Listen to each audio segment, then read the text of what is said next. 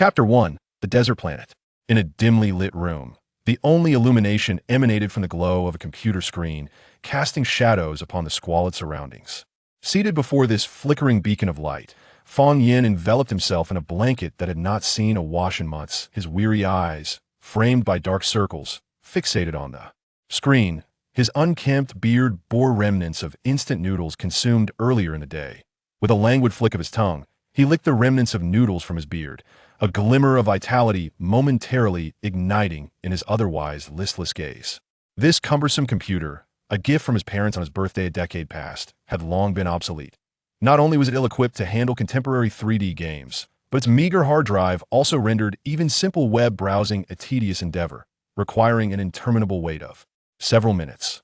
Yet astonishingly, this antiquated machine now displayed a mesmerizing expanse of starry seas. Each celestial body within this cosmic ocean radiated its unique brilliance, yet these luminous orbs were bound inextricably by the chains of the void, forever immobile. The SCP Supernatural Entity Recovery System is now preparing to bind a host. A mechanical voice resonated from the depths of the computer. Host Fang Yan, do you consent to become the president of the SCP Supernatural Association? Fang Yan let out a toothy grin, revealing a set of yellowed teeth. I consent.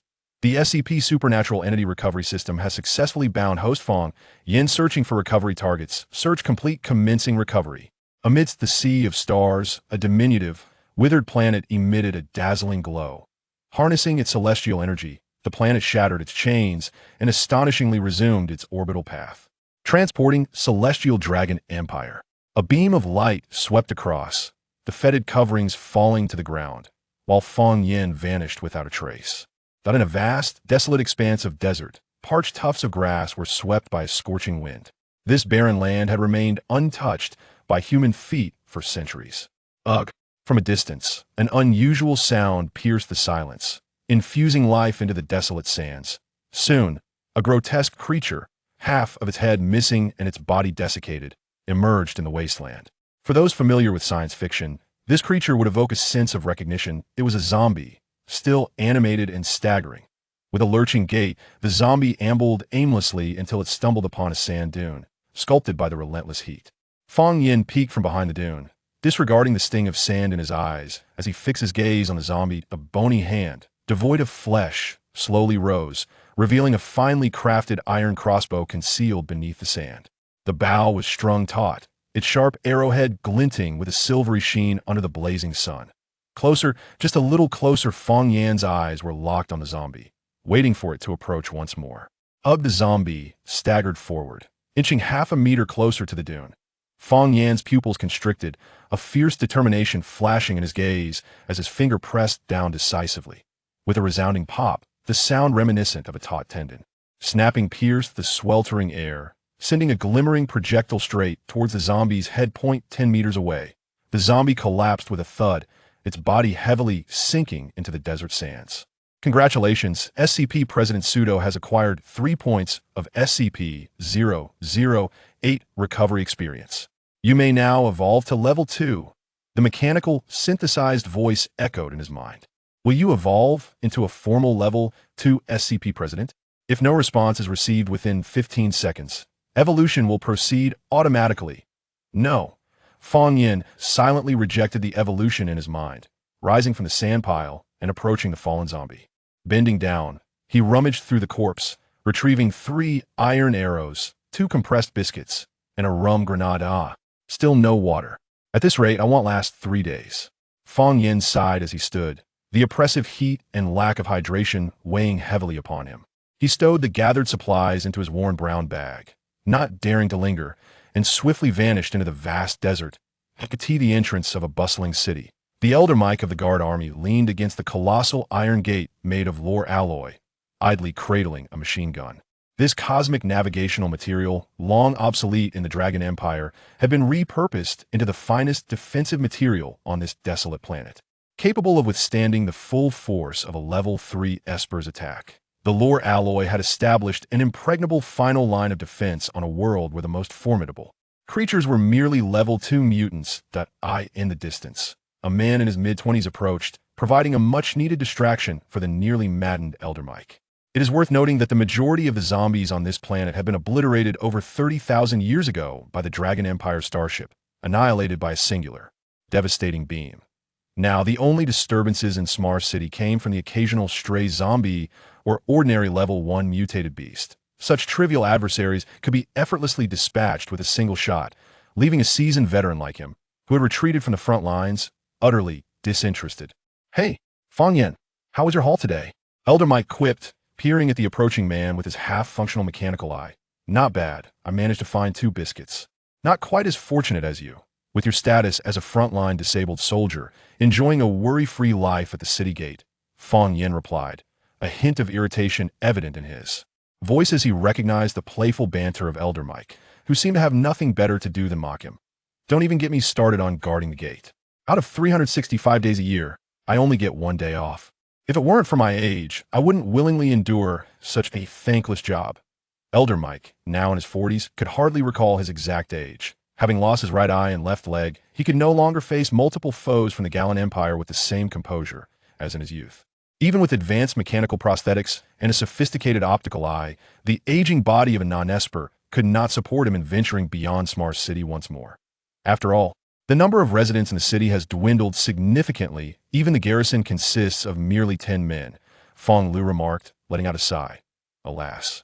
"Perhaps in just a few years, this desolate planet will vanish completely," Old Mike said, gazing at the deserted city, a hint of sorrow flickering in his aged eyes. After bidding farewell to Old Mike, Fang Yan returned to his expansive residence, spanning several hundred square meters. In this forsaken world, one may lack water, food, weapons, or even companionship, yet one will never be short of land. Here, a single barrel of water could be exchanged for a substantial villa from a mayor. Fang Yan secured the door to his home and proceeded to his bedroom, sealing the door behind him once more. Drawing a deep breath, he excitedly activated the SCP Supernatural Recovery System in his mind. This was all he had brought with him to this world. The term SCP encompasses all phenomena, events, and entities that are not of natural origin. As the president of the SCP Recovery System Association, Fang Yan's sole duty is to reclaim these supernatural objects, referred to by the system as containment items. System. Prepare for upgrade. Pressing the fully charged energy bar of 30,000.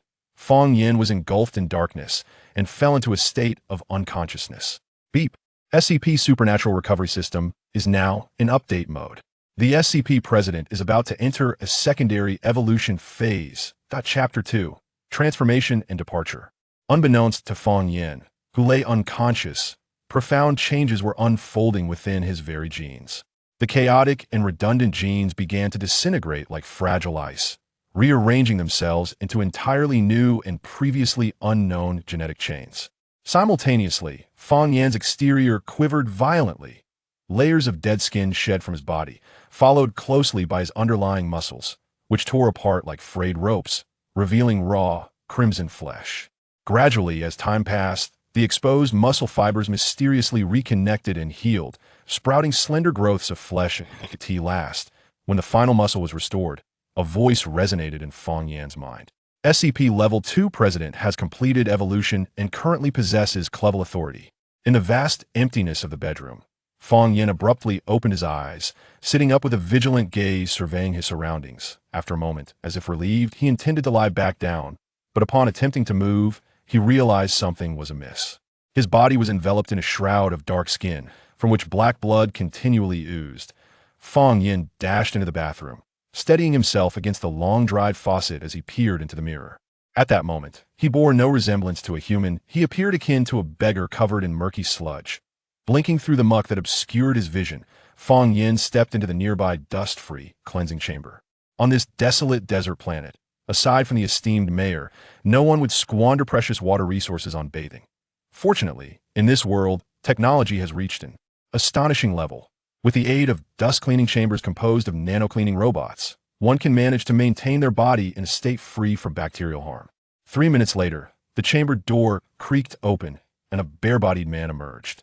The man's physique was sculpted like marble, with a head of short black hair, and his previously listless eyes now sparkled with a crystalline brilliance following his evolution as a secondary president. A.S. Fang Yan approached the mirror and opened his mouth for inspection. He was astonished to find that his yellowed teeth which hadn't seen water for 3 years since arriving in. This world had transformed into a pristine white. This rejuvenated his spirit considerably. Ding. The SCP Supernatural Retrieval System has been updated. Please check President. Fang Yan momentarily paused, having forgotten about this, and hurriedly opened the system. He was greeted by several new buttons on the previously blank system page. Wide search, item all, and containment. He casually clicked on the wide search button, and a line of red text appeared. Would you like to spend 300 energy points for a low-level search? System, what is a low-level search? Although Fang Yan knew that systems typically did not respond to inquiries, he still posed the question with a hopeful attitude following the upgrade.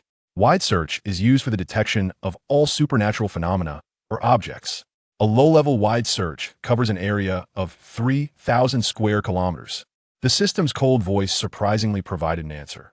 Attempting to click the yes button, he was predictably informed of insufficient energy. A bit disheartened, he closed the wide search, realizing that all his energy points had been spent on upgrades, leaving him with merely 3 points.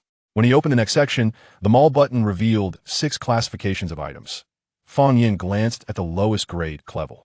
Inside, he found various low-grade civilization kinetic weapons, such as guns, blades, and swords. To his astonishment, the top item in the clevel category was the sale of an apprentice lightsaber. The price for the apprentice lightsaber was a mere 100 energy points, equivalent to the effort of slaying just over 30 zombie pigs for exchange. This revelation startled Fang Yan in the Tianlong Empire. Both laser guns and lightsabers were typically the exclusive property of the regular army. A civilian wielding a lightsaber would invariably face execution under any principle.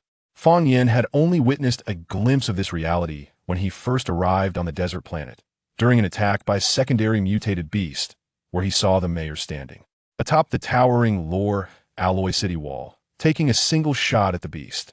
That single shot was enough to obliterate the once arrogant secondary mutated beast from a kilometer away amidst the yellow sands. He never expected the system to offer such items for sale, although merely an apprentice-grade lightsaber. Its theoretical lethality certainly surpassed that of standard artillery. Eagerly, Fang Yan sought to explore the next tier, level, only to be informed of insufficient permissions to access it. System, what is permission? After several attempts to access it in vain, Fang Lu, perplexed, questioned as the host and president of the SCP, must he still seek permission? The president's current level is C, insufficient to support a level marketplace. Very well.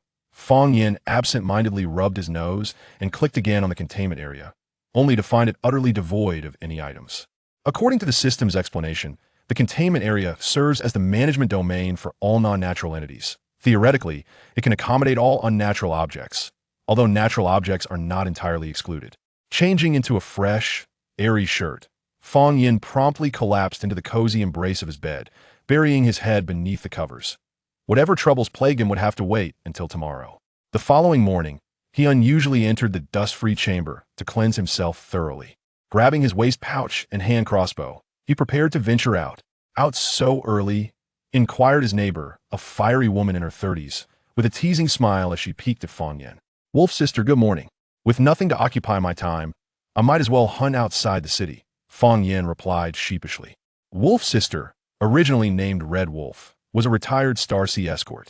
During an exploration of ancient ruins, she had heard of the betrayal her husband met an untimely demise, leaving Wolf's sister to wander this desolate desert planet, her heart heavy with sorrow. That's because you haven't found a woman yet. Once you do, boredom will be a distant memory. Wolf's sister laughed heartily, stretching languidly, inadvertently showcasing her alluring figure that even the mayor found irresistible. Fang Yan awkwardly chuckled. He genuinely could not accept Wolf's sister's blatant insinuation. She was a rare second-level esper, while he was merely an ordinary man, lacking even proper identification.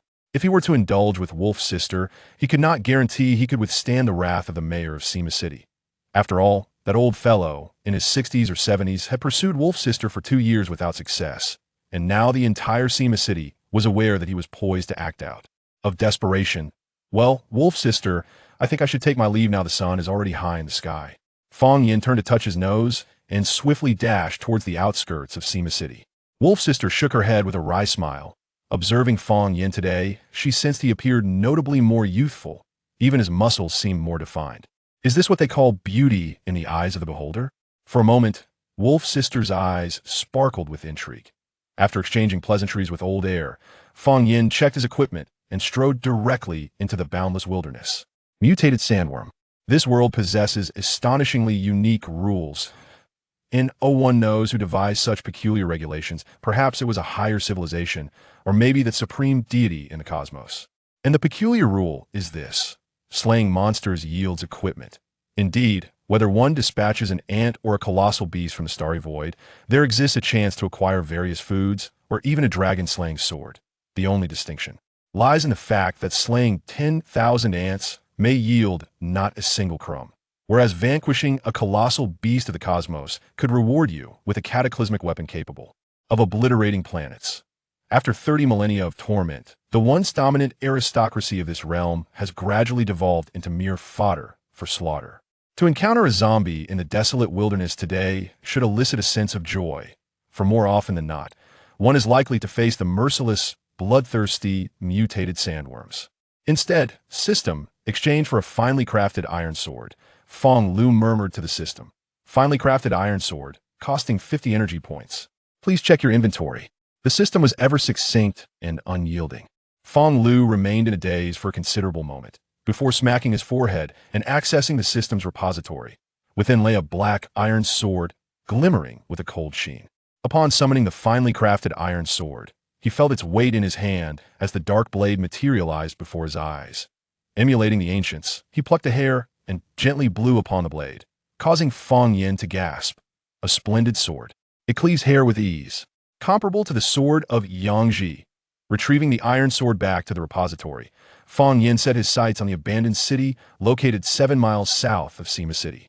There dwelled a considerable number of zombies, but more crucially, he coveted the abundant mutated sandworms within the forsaken urban expanse. The 7-mile journey was neither too short nor too long. With his physique enhanced by secondary fortification, he felt comparable to a mid-tier level 1 ability user or a low-tier level 1 mutated beast. He calculated briefly at full throttle. He could achieve a remarkable speed of 7 seconds per 100 meters. Such a feat would undoubtedly shatter the world record for sprinting established in times gone by. After half an hour of traversing the soft, yielding sands, Fang Yan arrived at the long-abandoned ruins of the city. Golden sands concealed the once magnificent skyscrapers, leaving only remnants of bricks and walls exposed to the elements. From the lofty sandbank upon which he stood, he could faintly discern several sandworms, averse to the blazing sun, lurking in the shadows of the ruins.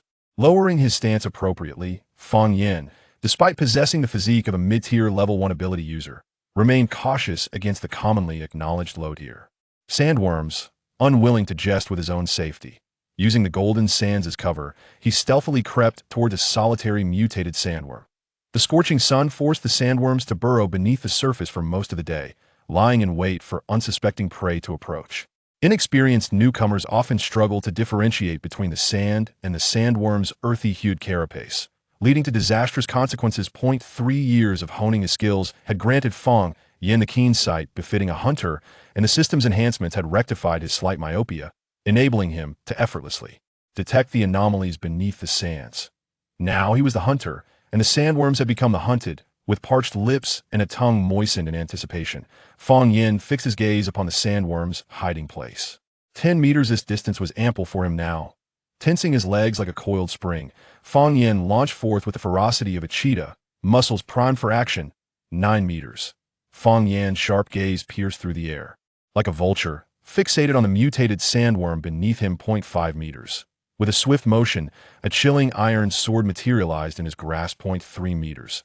The mutated sandworm seemed to sense the impending danger, its body writhing as its formidable stinger rose defiantly. Regrettably, its reaction was a moment too late. Fang Yan leaped into the air, effortlessly severing the proud stinger of the sandworm with his blade. With a swift maneuver, he landed steadily atop the sandworm's broad exoskeleton, raising the gleaming iron sword that sparkled in the sunlight. He thrust the blade into the minuscule, pitiful head of the mutated sandworm. Green blood gushed forth, and the creature let out a couple of agonized cries before collapsing lifelessly. Fang Yan wiped the beads of sweat from his forehead. Though the entire hunt took no more than a fleeting 2 seconds, it felt like an eternity to him that he was acutely aware that at such high speeds, even a single misstep could invite a lethal counterattack from the mutated sandworm, delivering a fatal sting. The corrosive acid in the sandworm's tail was a nightmarish fate for any hunter, as it would gradually dissolve one's body into a pool of blood. Fang Yan surprise. While clearing the carcass of the mutated sandworm, he discovered a bottle of purified water. Congratulations to the SCP President for acquiring 12 points of SCP-008 recovery energy.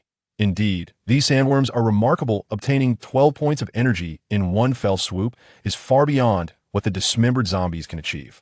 He mused, stroking his chin, recalling his previous life of imminent thirst. Zombies typically dropped resources at a rate of 50%, and only after 12 encounters was there a slim chance of yielding a water source. In contrast, the sandworms boasted an 80% drop rate, with not only more canned meat, but also the potential for rare firearms. However, for Fang Yan, this was hardly noteworthy. Equipped with a system, he could effortlessly procure an array of weaponry far surpassing that of the mutated sandworms. After achieving success through stealth on numerous occasions, Fang Yan began to feel a surge of impatience.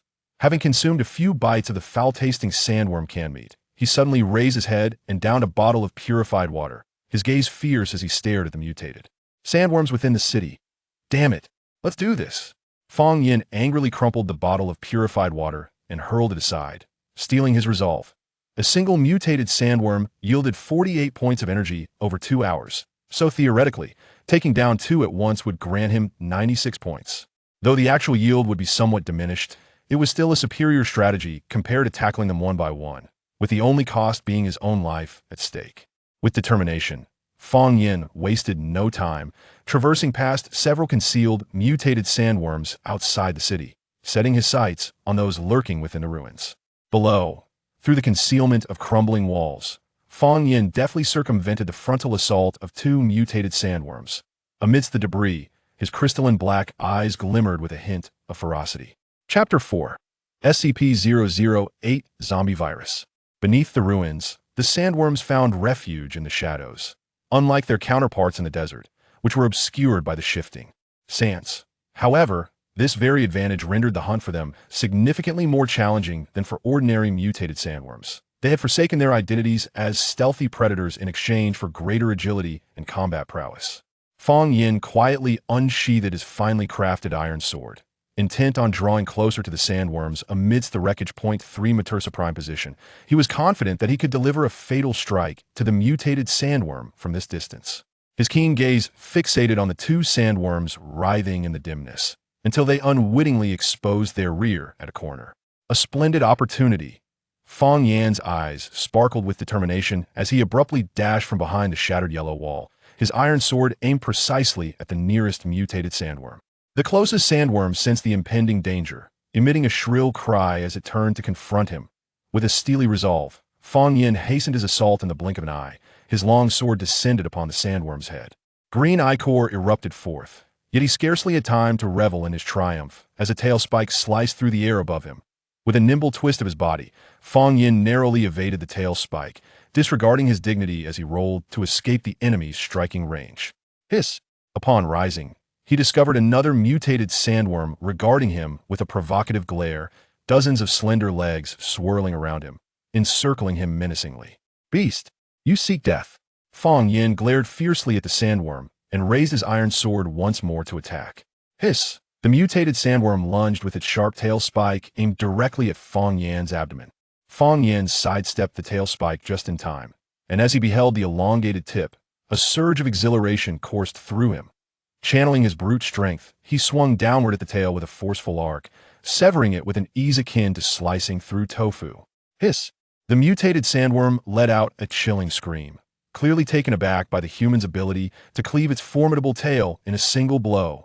Ordinary iron swords would indeed struggle to achieve such a feat. The sandworm's exoskeleton contained trace amounts of metal, rendering it nearly indestructible, while the offensive tip was comparable to tempered steel in its resilience. Alas, it had encountered Fang Yan's exquisitely crafted iron sword, which could slice through iron as effortlessly as cutting through mud.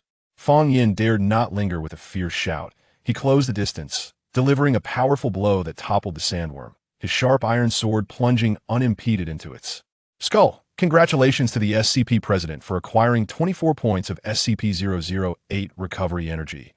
In the ensuing moments, Fang Yan systematically targeted pairs of mutated sandworms with relentless efficiency.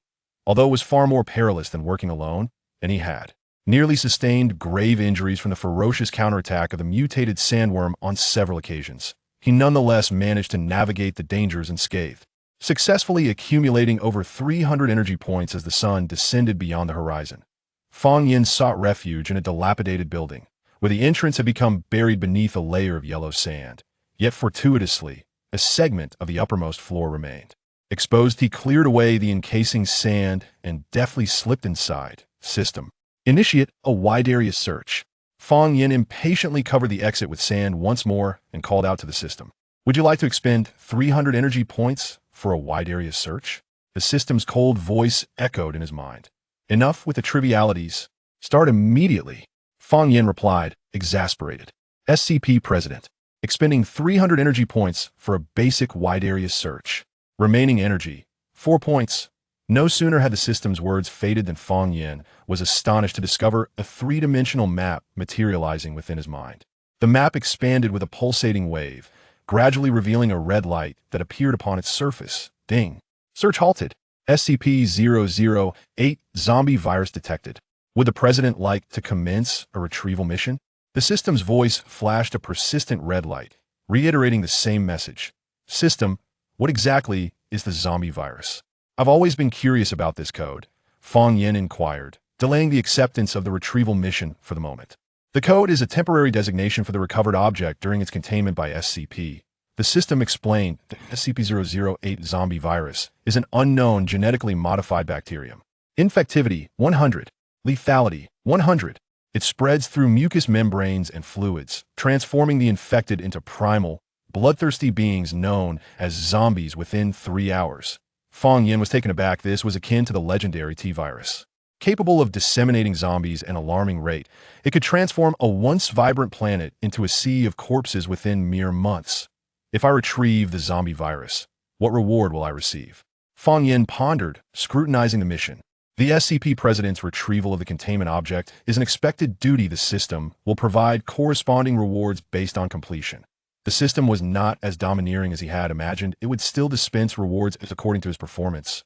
Or, perhaps more accurately, wages? Do you accept the retrieval mission? I accept the retrieval mission.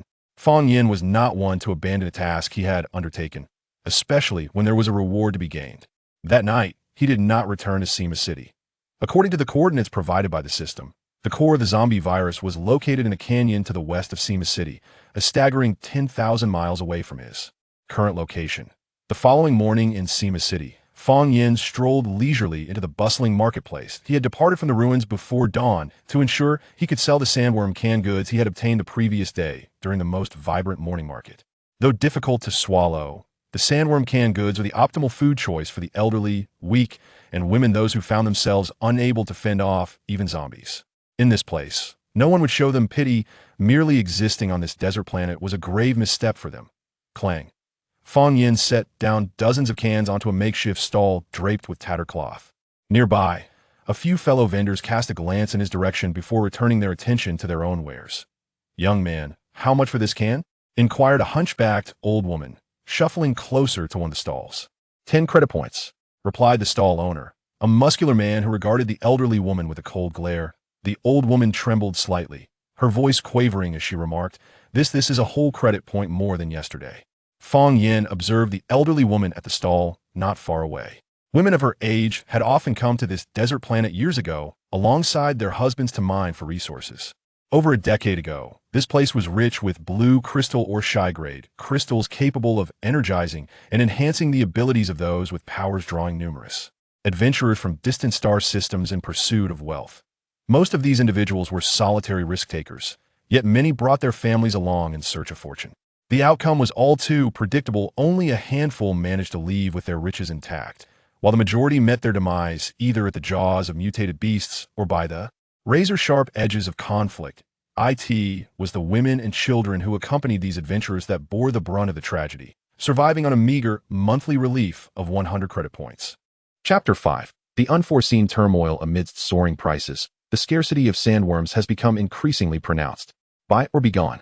You old hag, the burly man shouted, not forgetting to hurl an insult. but the prices just went up the day before. The old woman lamented, shaking her head as she wandered to another stall, only to leave in silence, empty-handed. Young man, how much for this canned food? The elderly woman finally approached Fang Yan's stall with a hint of desperation. At this point, she had relinquished all hope, reminiscent of what the mayor had said about their group of elders being nothing more than discarded refuse. For credit points, ma'am. Fang Yan replied with a bright smile, revealing his pearly white teeth. Wait, what? Your canned food costs only 4 credit points? The old woman, prepared to leave, turned back in disbelief.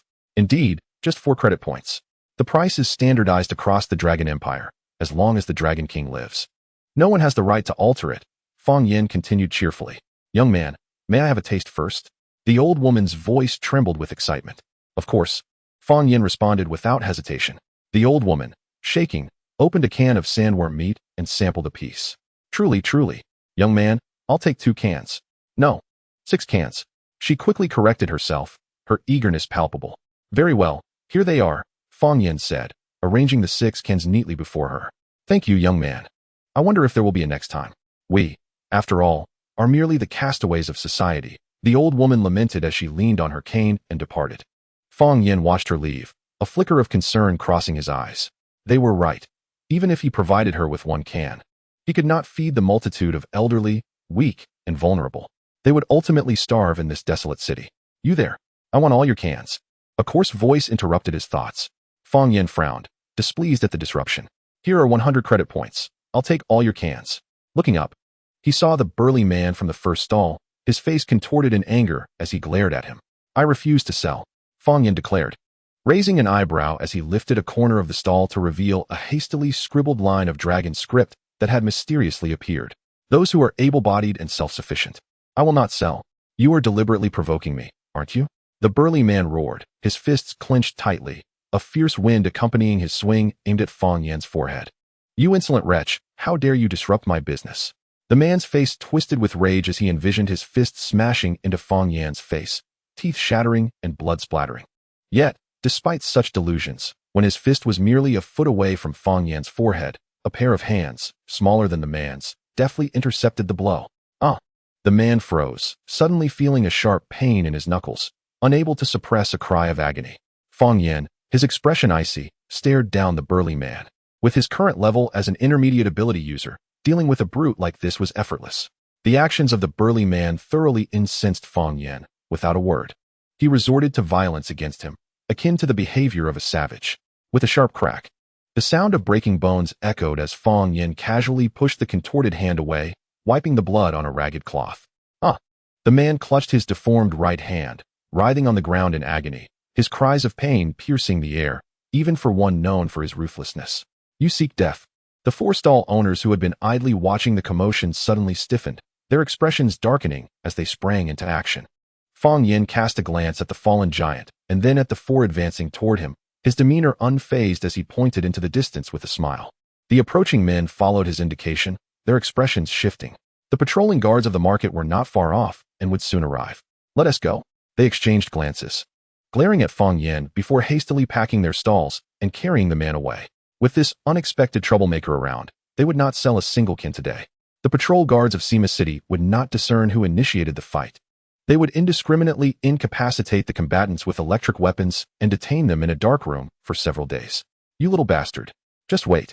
The injured man shot a venomous glare at Fang Yan before being assisted away. Fang Yan shrugged and waved goodbye with a smile, inciting further frustration among the departing group. Big brother, how much for this can? Shortly thereafter, a dirty, frail young girl approached. 4 credit points per can, little one, Fang Yan replied kindly. As the sun rose higher, scorching the earth, Fang Yan stretched lazily, gathering his wares and preparing to leave.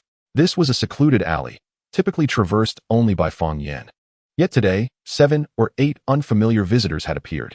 Kid, do you remember me? The man whose hand Fang Yan had crushed earlier emerged from a corner, flanked by 7 or 8 burly men wielding knives and clubs, surrounding Fang Yan with mocking smiles.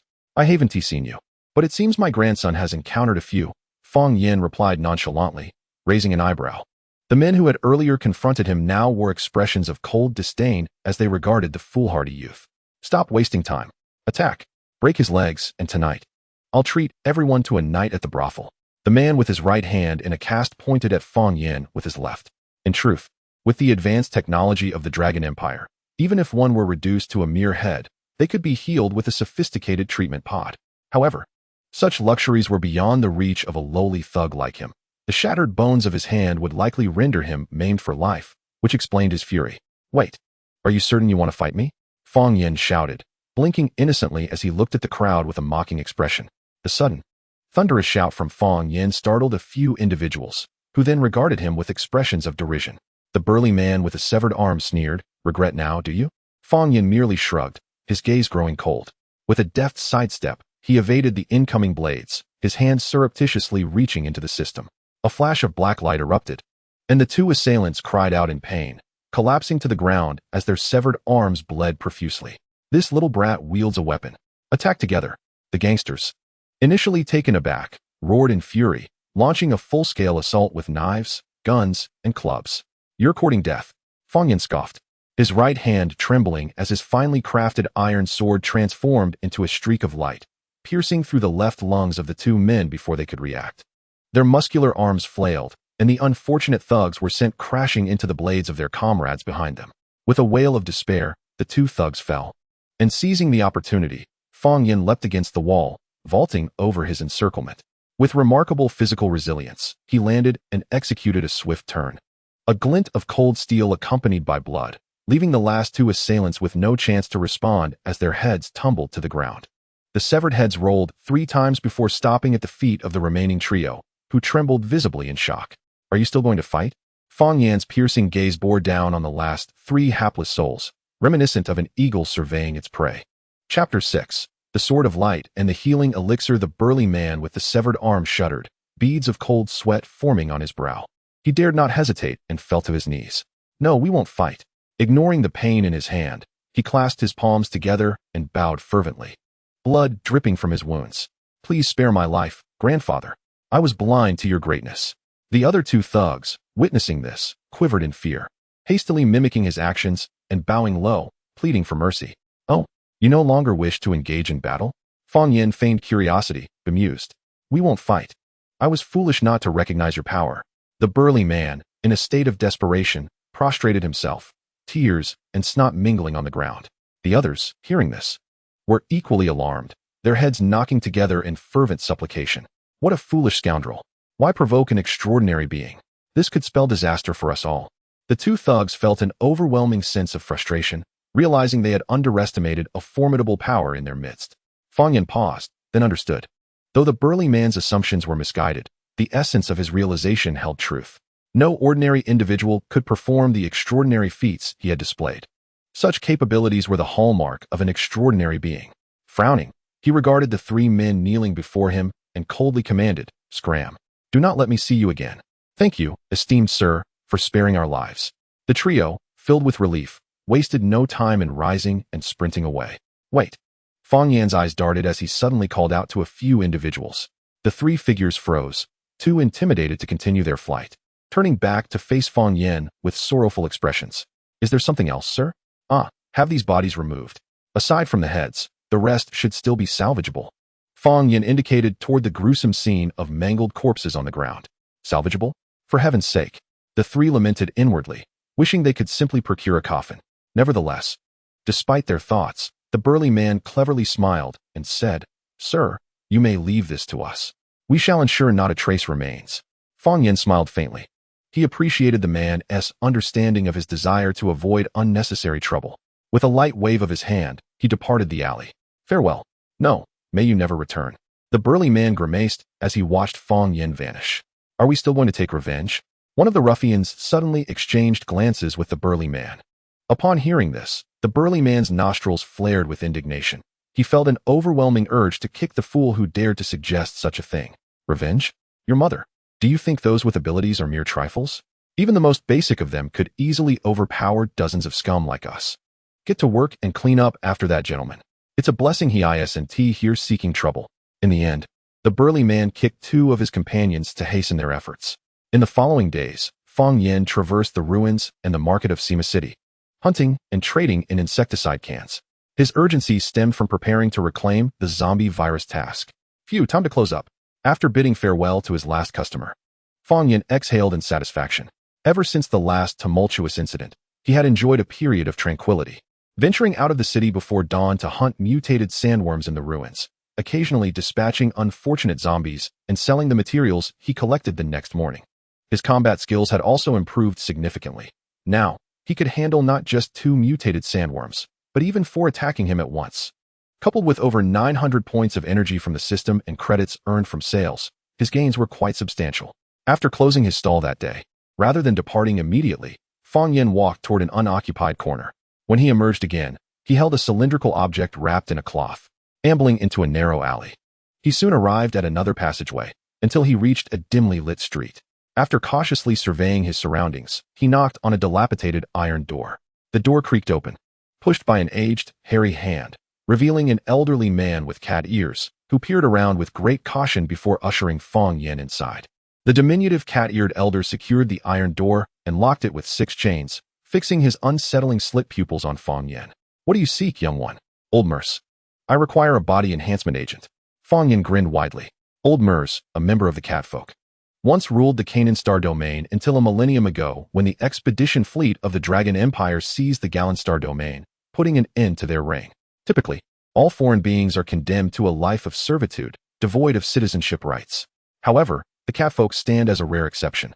Their remarkable craftsmanship has bestowed upon them an extraordinary aptitude for alchemy. Presently, among the 10 foremost alchemists of the Dragon Empire, 3 are indeed of the catfolk lineage. If you seek physical enhancement potions, there is a reputable apothecary west of SMA City, Old Mers remarked, his tone betraying a hint of resentment at the word reputable. Fang Yan chuckled softly, well aware that the mayor of SMA had orchestrated Old Mers' downfall to eliminate him as an alchemist for personal gain. He dared not provoke the old man further. "You are most familiar with the efficacy of apprentice-crafted potions. I require the enhanced version." This was the purpose of his recent endeavors, as the retrieval of the zombie virus could entail unforeseen dangers. Ordinary mutated beasts posed little threat. Yet encountering a second-level mutated beast could mean gambling with one's life without a solid backup plan. With the physical enhancement potion, even if he were to face a second-level mutated beast, he could easily escape its territory. Old Mers, upon hearing this, found it agreeable and revealed his yellowed fangs in a grin. The basic physical enhancement potion costs 800 credit points, while the enhanced version is 1,500 credit points. Fang Yan frowned, his expression darkening. "Old man, why is the enhanced version so exorbitantly priced? Surely you jest?" "Humph. The materials in this wretched place are notoriously difficult to gather. The enhanced physical enhancement potion requires the rare purple sunflower, making it worth twice the price." Old Mers retorted with a cold snort. "Please, don't be so irate," Fang Yan replied with a resigned smile. Being a novice in the realm of potions, he wished not to argue further and pushed the item wrapped in a cloth towards the counter. "I have no money. Would you be willing to barter?" "Oh, what do you intend to offer in exchange?" Old Mers squinted skeptically, dismissing Fang Yan's words. What could possibly be of worth in this desolate place? "Why not unveil it and see for yourself?" Fang Yan suggested with a subtle smile. Hesitantly, Old Mers glanced at the young man and unfurled the cloth. Yet, merely at a glance, his already narrow vertical pupils constricted further. A look of alarm crossed his face as he quickly recovered the cloth, his feline ears twitching in caution. He then fixed his gaze upon Fang Yan. "Where did you acquire this?" "I found it at my doorstep this morning." "I say, Old Mers, you aren't a census officer, are you?" Fang Yan shot him a sardonic glance and continued, "Just be straightforward. Will you accept it? Rest assured, the provenance is clean. If you find yourself investigated, simply implicate me.